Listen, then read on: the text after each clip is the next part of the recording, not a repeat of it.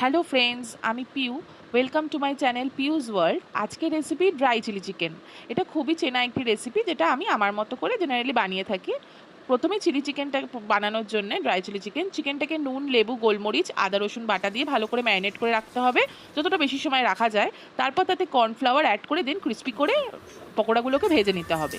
দেন কড়াইতে অল্প করে অয়েল অ্যাড করতে হবে, করে তার মধ্যে শুকনো লঙ্কা কুচি, আদা কুচি, রসুন কুচি দিয়ে ভালো করে একটু নুন চিনি দিয়ে দেন ওটার মধ্যে কেটে রাখা আগে থেকে পেঁয়াজ, গ্রিন আর রেড ক্যাপসিকামগুলোকে অ্যাড করে ভালো করে হাই ফ্লেমে সটে করে নিতে হবে, এবং তার মধ্যে চিকেন পকোড়াগুলোকে অ্যাড করে নিতে হবে। অ্যাড করে নেওয়ার পর একটা সস মিক্স রেডি করে রাখতে হবে, চিলি সস, টমেটো সস আর সয়া সসের। দেন সেটাকেও অ্যাড করে ভালো করে হাই ফ্লেমে ওটাকে সটে করে দেন নামানোর আগে স্প্রিং অনিয়ন অ্যাড করে দেন ওটাকে গরম গরম সার্ভ করলে রেডি আমাদের ড্রাই